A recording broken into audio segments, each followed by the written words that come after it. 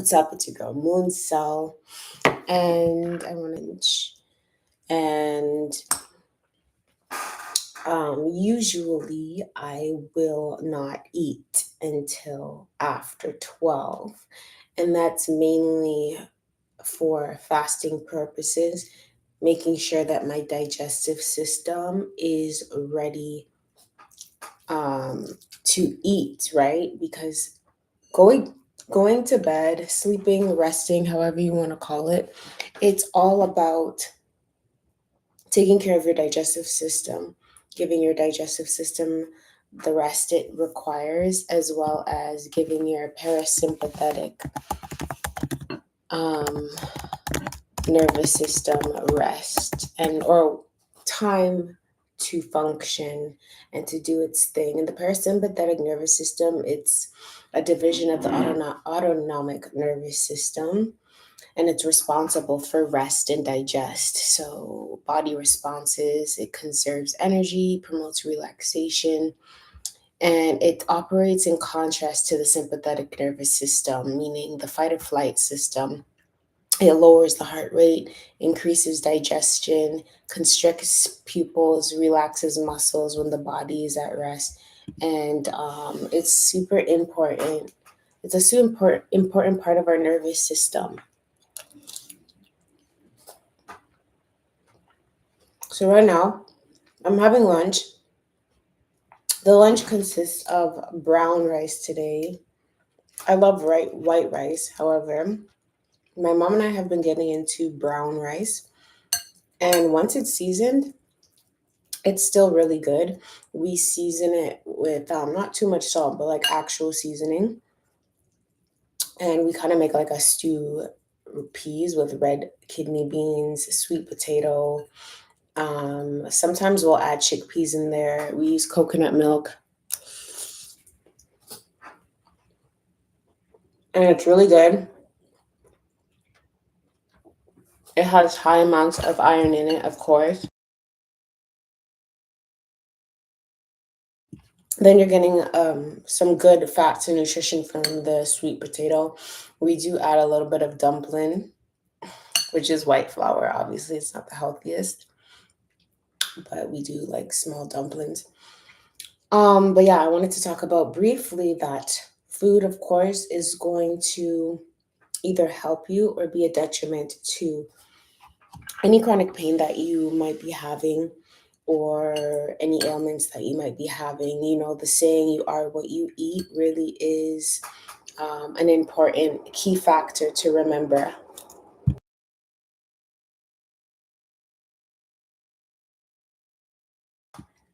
And usually I don't go live and eat. I feel like it's annoying.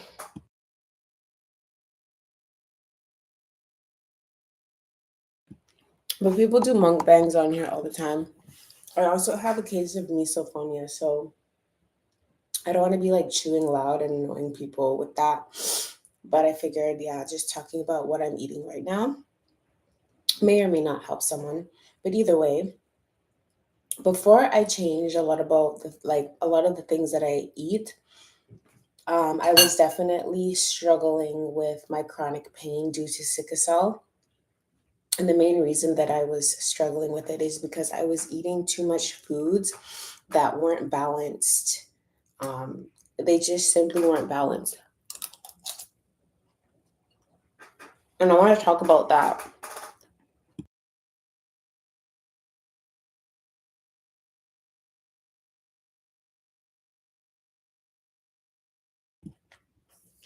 I want to talk about that briefly because, um, like, let's say, okay, North America, either in the United States or Canada, we're used to the food pyramid guide. You know, the food pyramid guide shows how to have a balanced meal every day, how to eat. When in actuality, some people cannot eat based on that food pyramid guide. One, because of blood type, because of, again, illness, um, body makeup, genetics. It's not everything that everyone eats that you can eat. Like some people can eat red meat every day and they swear the carnivorous diet. is the healthiest way to go. However, another person, it might make them sick because maybe they don't have as much hunter genetics within them. There might be more frutivores or herbivores. Their ancestors might have been picking the berries. They might not have been like running after the boar. So it all depends, right? And I remember when I first started my journey, I was like super preachy on like everyone should be vegan, everyone should go plant-based, things like that. And going plant-based, majority of the time during your week, probably going to be more beneficial for you at a time like this. Doesn't mean that you have to be plant-based 24/7, but being plant-based can help you more than you think. But I'm not here really to push that. I'm just more here to share any information that someone may benefit from, right? So if you're dealing with chronic pain, chronic illness, the main thing that you'd want to focus on is balancing your body, right? Going back into a homeostasis. That way your body has an equilibrium, meaning your body is not dehydrated, your body isn't deficient in anything. Your body isn't um attacking itself due to autoimmune disorders and things like that. So the ideal focus and the ideal goal is to get to a balanced pH, right? So about pH balance, people always talk about pH balance. pH stands for potential hydrogen, and essentially it is a scale that we can measure things, whether it's acidic or whether it is alkaline. And anything below 7 is acidic, anything above 7 is alkaline, and 7 in itself is neutral. So the 0 to 6 acidic things is going to be more of the red to yellow colors, like when you look on the scale. 7 is green, pure water is the standard, which is neutral. 8 to 14 is alkaline. That's where you get your blues and purples. So, for example, your blood should be around 7.4, which is more neutral than anything. Baking soda is at like a 9. Ammonia is at like an 11, super alkaline, right? There's different parts of the body that will be more acidic than the other, like your stomach acid, right? Your stomach acid is acidic and it's to help break down the food. So we want to make sure that that's balanced with its acidity that it needs. However, when you look at the blood, again, it is slightly alkaline. You want your blood to be more alkaline than anything. But imagine you're striving to focus on reducing chronic pain, reducing the amount of, maybe you get a lot of colds and stuff all the time, things like that. That means there's a problem going on with the balance of your potential hydrogen, your pH. And whether that means it's too acidic, so that means you have to go back to more neutrality, or strive to obtain more alkalinity in your food. I don't really like to say diet, but strive to obtain more alkalinity in what you consume so that you are able to balance out your pH scale. And like, how do we do this? There's many ways to do this. The main way is to reduce the amount of acidity that you eat, right? So if you are eating bacon and eggs every day, that bacon, what's the pH balance for bacon? Let's see.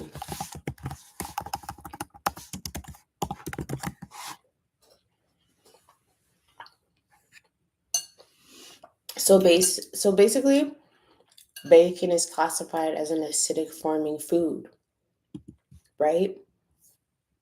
Any processed meat, while fresh pork generally it's saying has 5.3 to 6.9. Processing, curing, and particularly when they add additional salt, it does affect the final pH balance. So you're looking more on the 5.3 aspect, or the 5.3 side of the pH scale. You're looking at processed meat like pork, it being a 5.3. That is acidic, right? So imagine eating that every day. And this is not a judgment again. I used to love bacon. I used to love my oxtail. I used to have my chicken foot soup. But perhaps not eating meat every single day can genuinely help your pH balance in your body, especially your blood. And if you do have sickle cell, then we have a very, very important um, goal for ourselves to keep our blood at least neutral, right?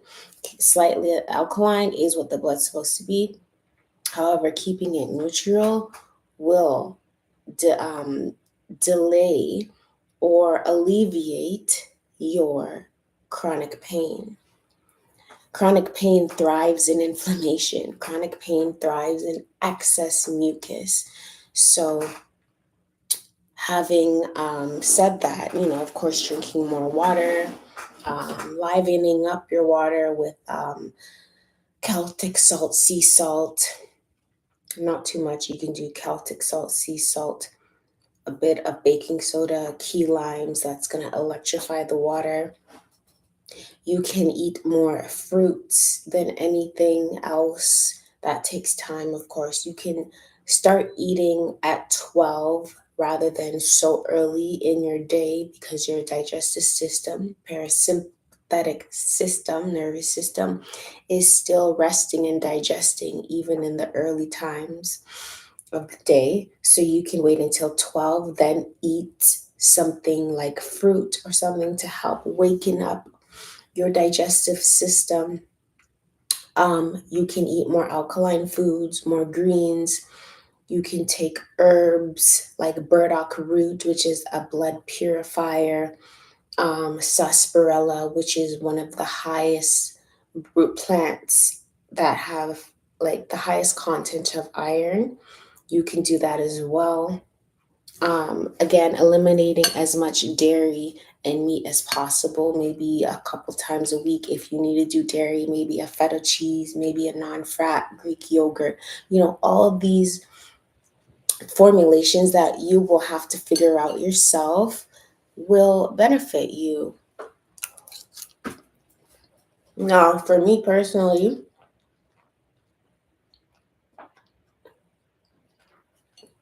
I'm finding a balance of working out, moving my body, and not doing it too much, not like being over strenuous with how much I move my body, but knowing that moving my body is important, because that's also a way to alkaline your body, because you'll be breathing, taking in more breath, which is another way to purify your red blood cells, your kidneys, breath, oxygen. Breathing in general is going to help make things flow, because that is the focus. When we eat acidic foods, the problem is that the inflammation and the excess mucus cause stagnancy in the body, and our bodies do not like to be stuck or stagnant. So we always want to be flushing, moving, flowing, you know the currents in our body, especially because we are majority water anyways. So yeah, those are a few things that are important in regards to chronic pain, is knowing where you're at on the balance, the pH scale. Um, you know, Getting a pH balance, a pH strip test, testing your urine out, seeing if it at least is neutral. Because let's see, I'll give you an approximate exact number, but normal urine pH is ranges from 4.5 to 8.0. So with a slightly acidic average of around 6.0. It indicates the acidity or alkalinity of urine. It's influenced by diet, hydration, metabolism. A balanced pH helps prevent kidney stones and urinary tract infections. So, yeah, essentially, you don't want your urine to be below 5, right? Because then that means that there's too much acidity in the body. So you always want to flush out your body, whether that's warm teas, warm water, herbal teas, fasting, one meal a day, OMAD. There's so many different variations of how you can balance out your body. However, I wanted to bring that up because I think the pH balance scale is super important. And when it comes to potential of hydrogen, it is the measurement of acidity and alkalinity. Like that is what hydrogen is all about. And the definition of potential of hydrogen, it represents the negative logarithm of the hydrogen ion concentration, often referred to as the power or potential of hydrogen. Now, hydrogen is the first element, right, on the periodic table. So we know that it's very important. And if it's too low, that can cause illness. And if it's too high, that can cause illness. It's all about balance. So that's your daily reminder to balance out them scales. Peace, love, light. Balance darkness and chaos when it arises. Moon cell.